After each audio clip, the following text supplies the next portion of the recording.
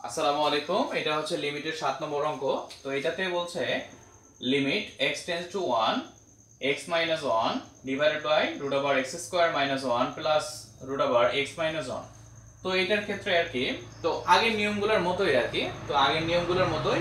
তো যাই হোক, তারপর আমরা বলি, তো এখানে বলছে x টেন্ডস টু 1, অর্থাৎ x এর মান যদি 1 হয়, অর্থাৎ এখানে যদি আমরা 1 বসাই তাহলে 1 মাইনাস 0, অর্থাৎ 0 থাকে উপরে, নিচে হচ্ছে এটা 1 1 মাইনাস 1 মানে 0।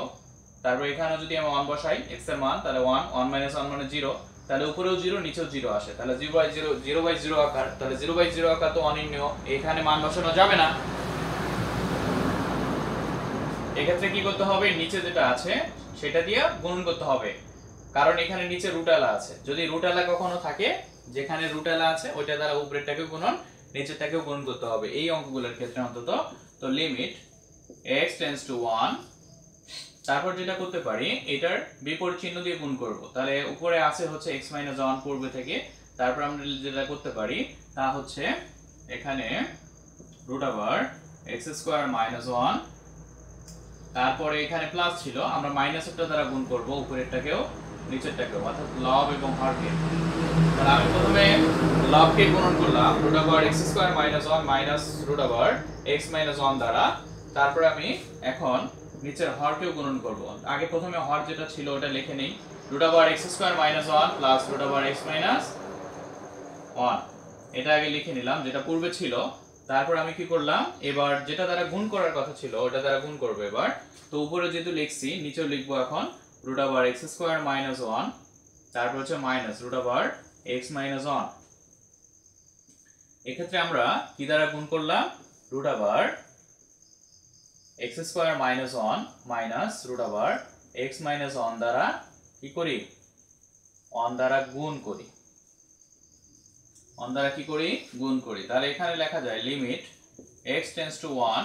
তো এখান থেকে আমরা যেটা করতে পারি x মাইনাস 1 ইনটু, তো এখানে আমরা দেয়ার আছে root over x square minus 1, তারপরে মাইনাস হচ্ছে রুট ওভার x মাইনাস 1, তারপর ডিভাইডেড বাই, এটা আমরা যেটা করতে পারি এটা হলো a প্লাস b, এটা আমাদের a, এটা আমাদের b যদি ধরা হয়, তাহলে এটা a প্লাস b পাওয়া যাচ্ছে, এখানে a মাইনাস b পাওয়া যাচ্ছে, অর্থাৎ a square minus b square formula.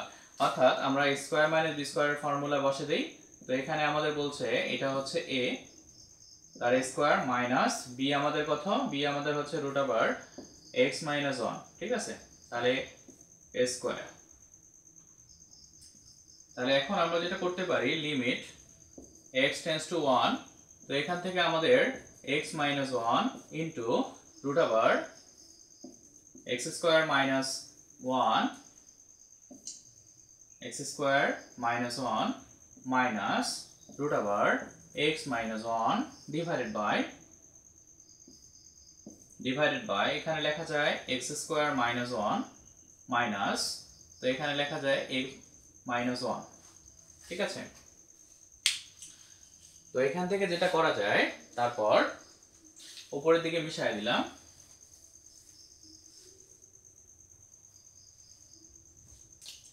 তো এখন লিমিট x টেন্ডস টু 1, এখানে বলা হচ্ছে x minus 1 into root over x square minus 1, তারপর হচ্ছে minus root over x minus 1 divided by, তো এখানে আমাদের x স্কয়ার মাইনাস 1 মাইনাস প্লাসে হচ্ছে এখানে মাইনাস x, মাইনাসে মাইনাসে হচ্ছে আমাদের এই মাইনাস, আর এই মাইনাসে হচ্ছে আমাদের প্লাস। তো আমরা কি করতে পারি, মাইনাস 1 প্লাস 1 কেটে দিতে পারি। তারপর যেটা হয় লিমিট x টেন্ডস টু 1, এখান থেকে লেখা যায় x minus 1 root over x square minus 1 minus হচ্ছে রুট ওভার x মাইনাস 1। তারপর যেটা হয় x স্কয়ার মাইনাস x থাকে আমাদের,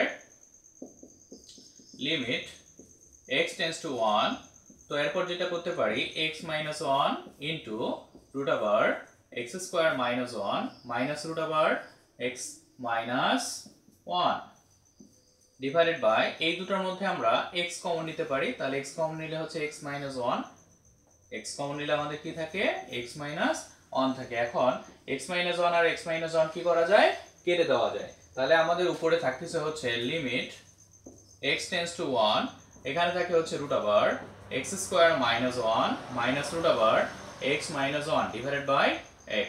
এবার আমরা যদি আমাদের কাঙ্ক্ষিত মানটি বসিয়ে দেই তাহলে কি আসে একটু দেখি।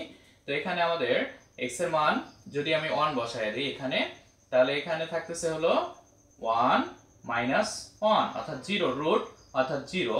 তো এখানে 1 মাইনাস 1 অর্থাৎ 0, তাহলে 0 মাইনাস 0 মানে 0 ডিভাইডেড বাই 1, 0 ডিভাইডেড বাই 1 মানে হচ্ছে 0। এটাই আমাদের হচ্ছে অ্যানসার।